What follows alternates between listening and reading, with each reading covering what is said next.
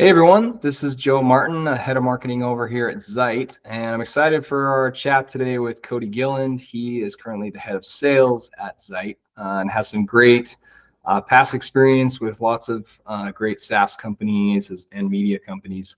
Has been in sales game for a long time and can really help understand how to nurture people along the way and make sure that you have a good relationship with customers so they stay with you and also want to grow with you. So Cody, go ahead and take a minute to introduce yourself and we'll jump into some questions.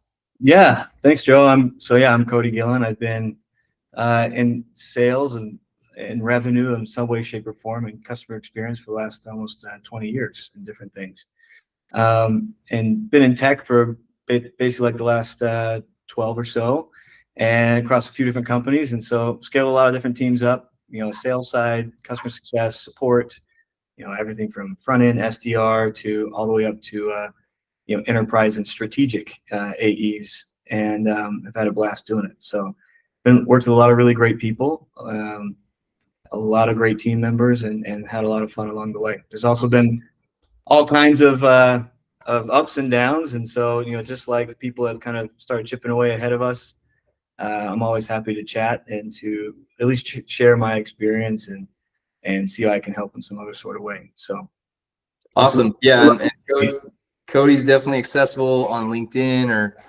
anywhere else, and you can connect with him also offline with any other follow-up questions to our chat. Cody, we live in definitely a data-driven generation. We have lots of information about our customers, how they're interacting with us. There's lots of tools out there. We do surveys and research. How do you like to kind of pull in all those inputs that we have and kind of create a cohesive plan based on customer insights and research? Yeah, I mean, I think I kind of come at it from a little bit different perspective. I mean, in a past life, I was in finance, and so spreadsheets are like my best friend. I know on the in the sales side of things, not very many folks love spreadsheets, but I think I'm a unique person in that aspect. I love spreadsheets. So I think if I need some kind of quick data, obviously everything's in Salesforce. We have a lot of cool plugins in there that give us a lot of use case data from our team members, our reps, on their activities and metrics that are compiled in there and kind of cross-pollinated across all different data sets to give us kind of our unique view of the world, and our team's view as well. So we can really drill in and drill down into different problems, issues, or even questions or things that we're looking to invest in.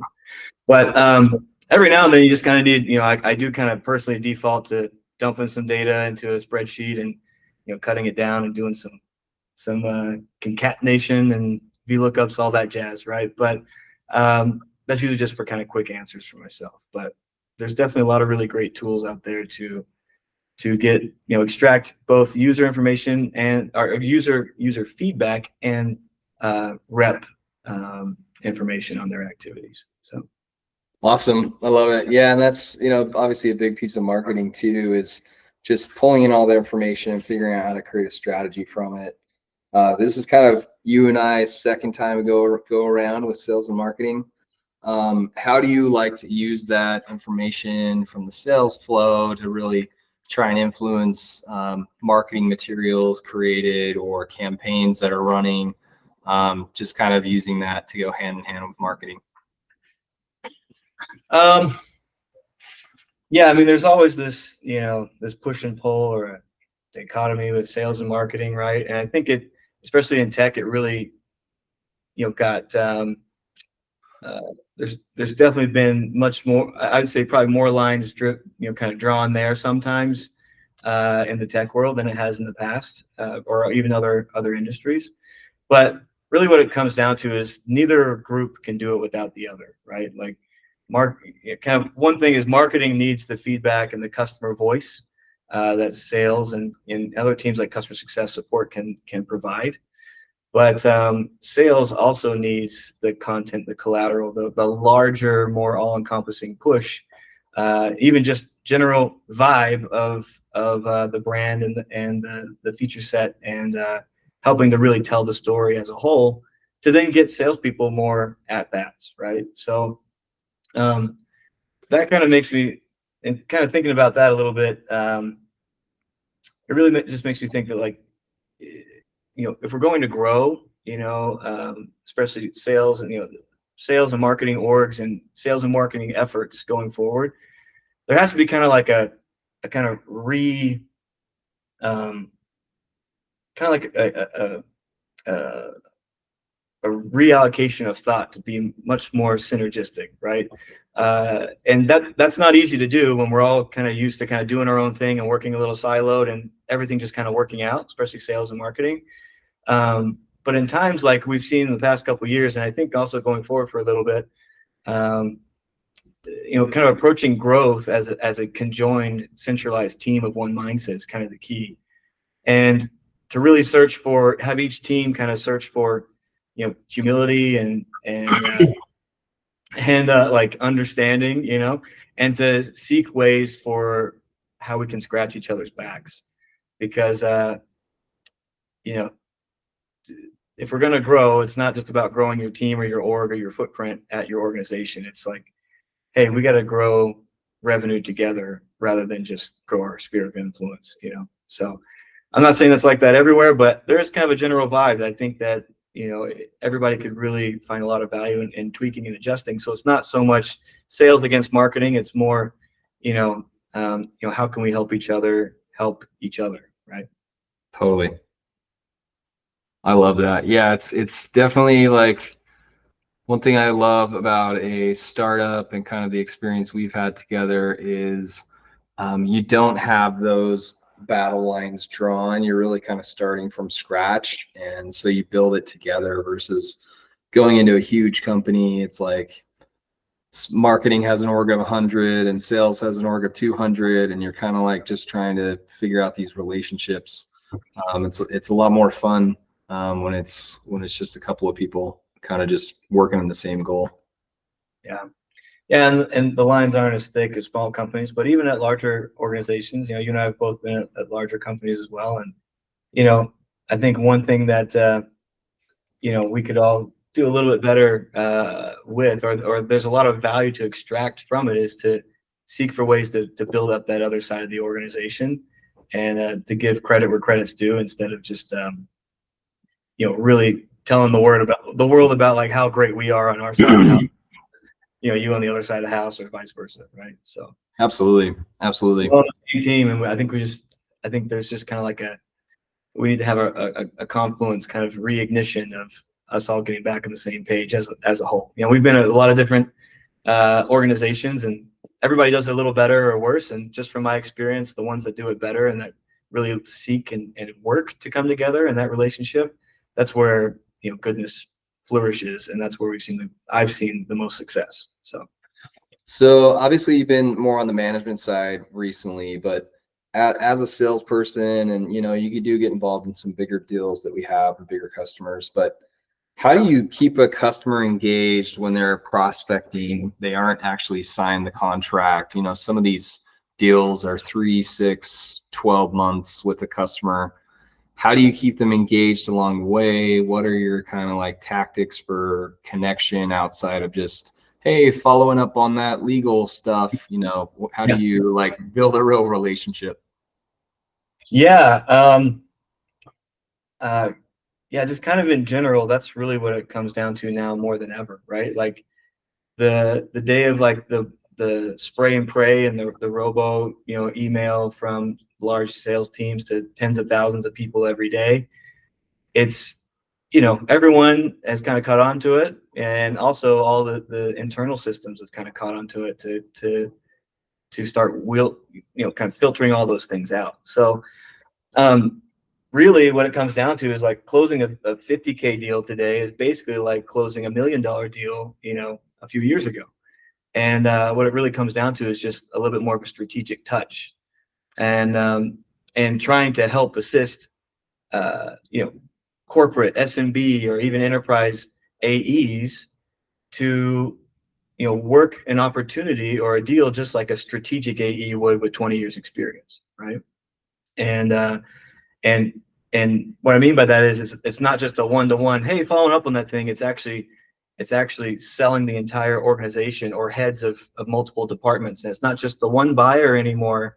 It's a buying group more so now than ever from a customer perspective, because of all the, I won't go into it too much, but everybody knows all the levels of intensity that have been brought on to, scrutinizing the budgets and making sure everyone's kind of running efficiently rather than growing at all costs.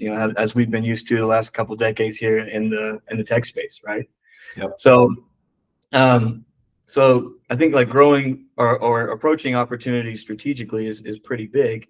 But how do you kind of get them to hooked in and continue to drag them along through the process, or take them by the hand through the process for customers?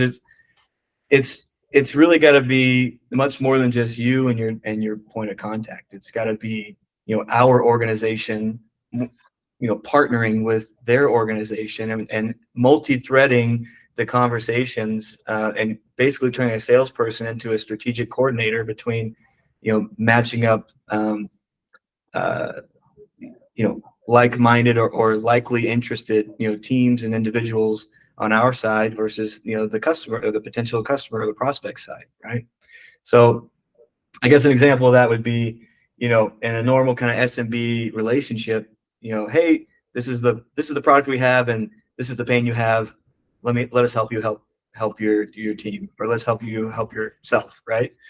But now it's got to be more like, hey, here's, our head of marketing is doing this, and this is where we're thinking, and this is where we're going, and our head of product is doing this, and this is the vision going forward. We'd love to see what integration looks like between our two platforms, and also what joint marketing and collateral we could provide each other, and how we can add an additional spin in our unique way with our product. And it's just multi-threading those conversations, and that's what not only creates new customers that stick together, but it also that's also kind of an example of sales and marketing kind of working together as well, because the salesperson isn't going to have the collateral or the the infographics or all the beautiful stats laid out and displayed correctly of how it would be pertinent or valuable to that individual or their team or their organization or their company, right? And so it becomes much more, I think probably for newer, younger salespeople, it seems like it's much more convoluted and more red tape and more just more stuff to go through. But really, I think probably these more seasoned salespeople who've done a lot of large enterprise deals would probably just kind of feel like if they're hearing me talk about this thing, it'd be like, oh yeah, this is just how you sell an opportunity, and it's how you've always had to sell an opportunity. And it's a different mindset of like, hey, we're bringing these two organizations together to solve problems and to benefit each other, right? We may be benefiting them and providing a service or a product to them, but they're providing us a service and a valuable product back, which is money, right?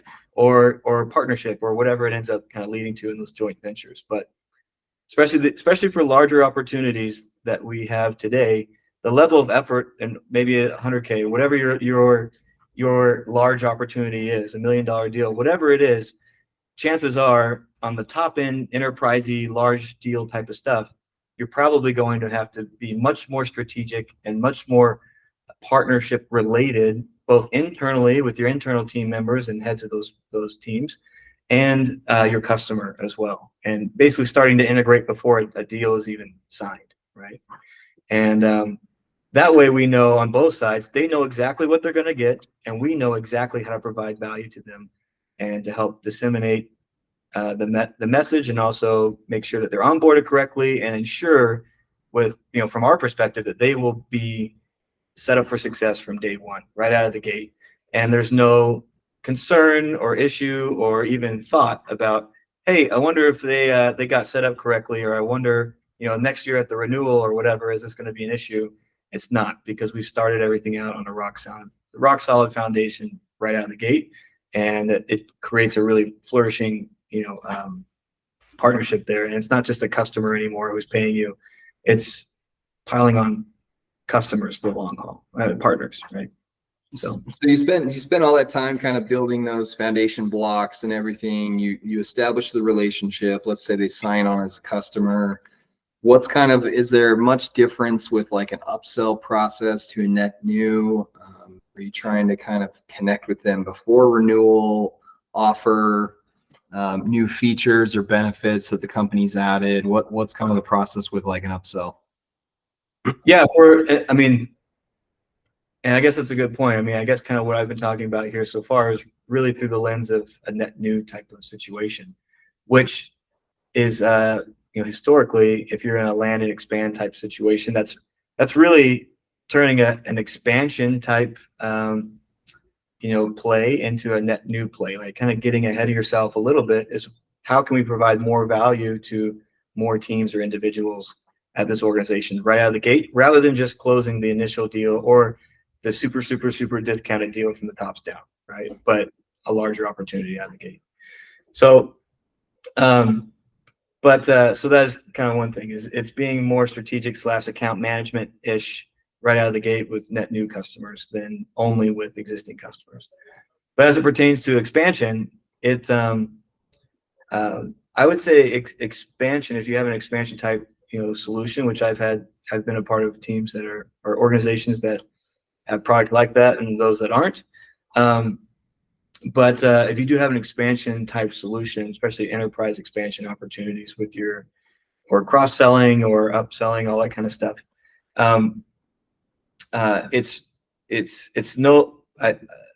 we're seeing more and more that's no longer like you can have the AE come and close the initial deal and then hand it off to an account manager or customer success manager and everything just be happy, right? The steam is just beginning, especially if you're starting them off on a solid foundation.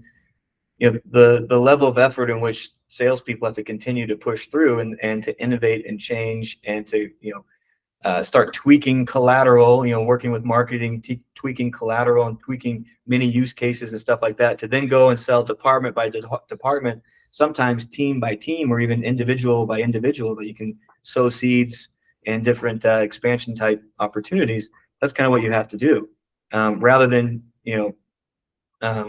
just letting the product just kind of grow virally as it has in the past. If you have one of these types of solutions, which we definitely do here at Zight, but so that does help us. But the reason why that has to be done in such a way, more microscopically than it ever has before, is because everyone who's going to go raise their hand, and I've felt this internally as well, and I think you probably have too, anyone that's going to raise their hand, especially in tech, the last couple of years, and say, hey, I need this tool, or I need a license of this, or I need this extra thing that wasn't already allocated to my cost center's budget, you better have a reason why and a story, and like some ROI tied to it. So basically helping more on an individual basis, helping them individually understand what the value is, not only to the company or the bottom line or the high level focus or whatever the big goal is, right? But you have to have that as table stakes now, which that used to be like the value selling that everyone sold off of forever. It's just like, hey, this is how we help you, with your company level, high level goals, and help the CEO win, right? But now we have to have that. That's table stakes, but that can't be all that we're talking about and beating the drum to. It has to be all the way down to the individual. Hey, how is this going to help you in your day to day? And creating a one-to-many type, content collateral situation, whether it's you have it uploaded in the product when they sign up as some sort of persona picker, and then they get specific collateral to them, or if it's from more of a CSE type experience of once say a salesperson signs up for your product at a customer account, or they get a license right at one of your enterprise customers, and they need sales sales focused collateral for them to feel the value right out of the gate, as well as for them to understand how the value to their team is coming to them and their team, and how that all ties to the overarching goals of how this will help the sales org hit our numbers and help push the company along in this specific type of way, right?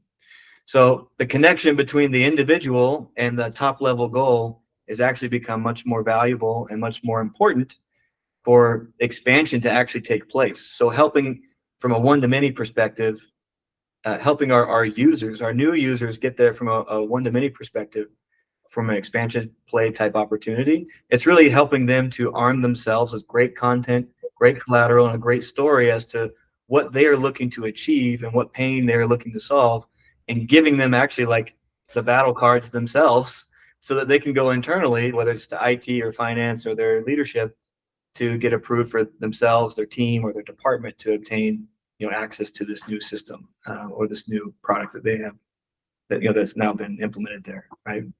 And the more, and that's where from a sales perspective, the more we can partner closely with marketing, the more we can get high quality, high fidelity, super valuable and poignant content, collateral, little mini case studies, quotes, all that kind of stuff to the individual, as well as applicable to different teams and departments across one customer organization, right? And we can rinse and repeat that stuff across different companies and similar organizations and stuff. But the more that you can strategically surround the individual, every individual or every team that you're speaking with, or every department that you're speaking with how is the value going to come to them individually, and then spread out that way all the way up to then all the way up to like, how's this going to help us achieve our goal? That's, both sides are much more needed now than ever, right? And it comes down to like, hey, if I'm going to raise my hand and say, hey, I need a product or a tool or some new piece of software for my organization, even if it's for all of my salespeople, I need to know how it's going to value me personally to make me even want to go say, hey, I know we don't have any additional budget because I'm just kind of coming up with this now, but I need to know for myself what I'm actually going to get out of this, and have the whole story ready to go as why is the team gonna find value in it too. And this happens with every strategic large multi-million-dollar type opportunity, but what I'm saying is that has to happen lower and lower and lower down the deal size scale, right? Now more than ever. So that absolutely. So you go ahead and like you put in all that process, create these workflows, which definitely takes time and effort. You're always optimizing and improving on those, but how do you kind of leave space for like new technologies, new evolution in business? You mentioned a few times like it used to be done this way and we've had to evolve that way. How do you kind of leave space for that? And as a piece of that, like how does AI kind of fit in to the future of sales? Yeah. I know AI, especially like I was just kind of, I guess preemptively dogging it a minute ago, talking about robocalls and stuff, but robo emails. But I think AI, if directed correctly, is actually a huge help. You can definitely get a lot of value out of helping to create much more of that custom content really quickly for an individual or specific use case or specific persona, right? Which you can't have your marketing team constantly like, oh, now I got this persona. It's a little bit different than this other one on this completely different account. You can actually feed it something that your marketing team has actually given you and kind of rework it really quickly into a more specific way for a different type of customer, right? So that's one thing that we have been using it for, is to help kind of tweak existing messaging to help to help different personas, help us use the same type of viable value add and ROI to our customers to different personas in a way that makes sense to them. So that's one way that's been super helpful to us. That's awesome. Yeah. And as far as like finding room for other tools, I mean, I'm finding from a leadership perspective, this is kind of why I was talking about the top and bottom individual all the way to the top of a company's focus matters, is because I myself, from a leadership perspective, am continuing to look at and assess tools and other pieces of software that we can implement to make my team's life better and to make us all much more efficient. And so but if I don't have a bulletproof story, like start to finish, as to how much money this is going to save us or how much it's going to bring in, if I can't tie it to those two things, then it really doesn't even make sense for me to bring up, right? It all then get shoveled into the nice to have bucket, right? So and that's one of the nice things about Zight, little selfless plug here, is that we've seen from our own data and testing perspective when it comes to SDR especially, but cold outreach from a sales perspective, cold outreach, we've seen personally using a Zight video again, getting to that personalization, like that humanization of beginning relationships with even prospects, let alone customers. Being able to just help make a connection a little bit more quickly right out of the gate, and to really show value by showing your screen, showing yourself on the screen, recording your screen or your video, so that people can see that they're working with real people and not just some AI bot, right? And that we're real people working on solving real problems for real companies and real customers, right? And so with us implementing that ourselves in a much more robust way than we ever had before, meaning that every outreach email that's cold, we always put a video of ourselves giving the same, welcome and intro and kind of explaining, what we're doing, like our cold pitch, right? Rather than just being in an email with a screenshot or something like that, or a link to a deck, we give it ourselves right out of the gate, and we keep it less than 30 seconds, 20 to 30 seconds. And we look to schedule a call with them. And just in doing that alone, it has increased our response, our email response, cold outbound email response by 14%. Just wow.